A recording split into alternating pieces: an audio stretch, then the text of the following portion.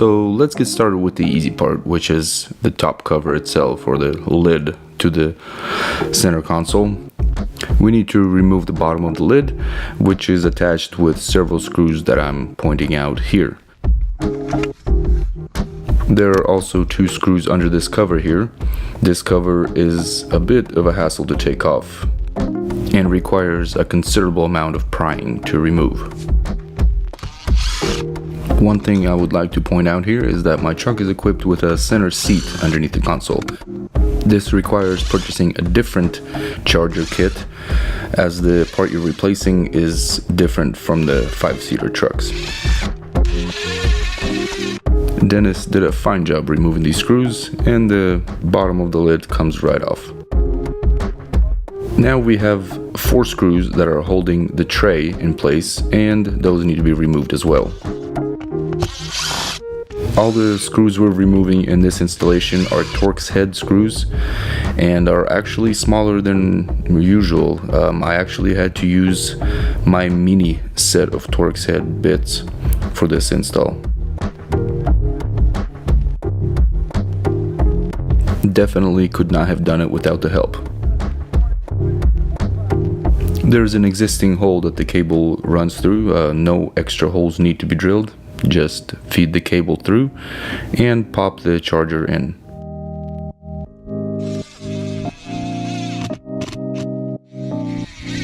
Now we have to do everything in reverse. So putting all the screws back in, 4 screws here for this piece. Just gotta be careful not to over tighten them since I'm using a drill driver.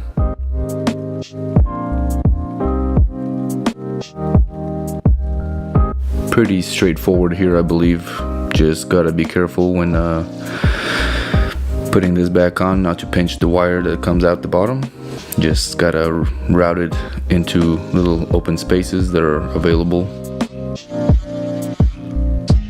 Nice and easy, making sure not to strip the screws.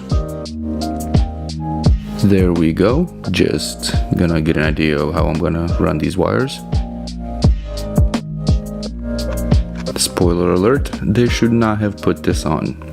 These guys are amateurs. It's like they're doing this for the first time. Ta-da! Ta-da indeed. So far, so good.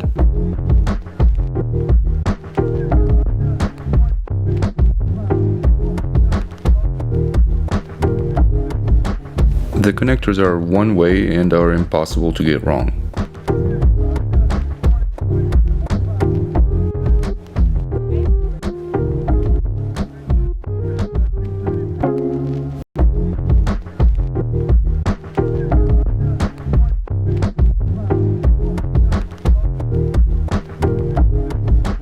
The connectors are one way and are impossible to get wrong.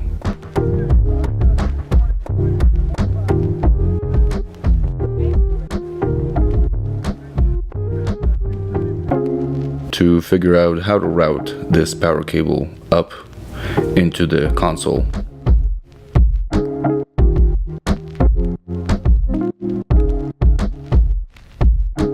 Gotta make sure the wires don't get pinched when the seat comes up and also when the lid comes up.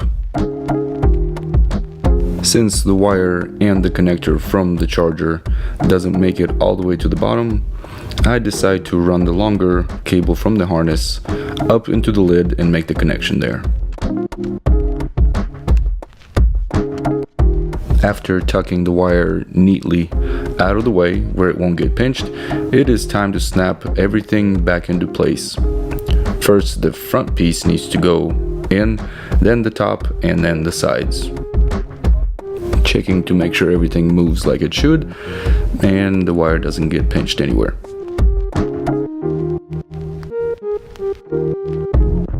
This is where I realize my mistake and have to pop this cover back off.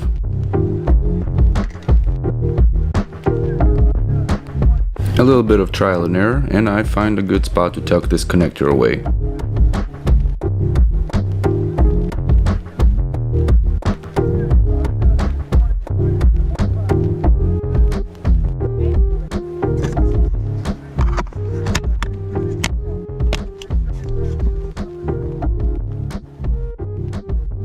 Ah, beautiful. Well, is it time to test it out? Works like a charm. Alright, your turn, Dennis. Look at that. It even charges other phones. We've got a nice pulsing blue light that tells you when your phone is being charged. So this install video should be pretty universal. Well, thanks for watching, guys. Follow us for more projects that we do together, right, Dennis? Yeah. See you next time.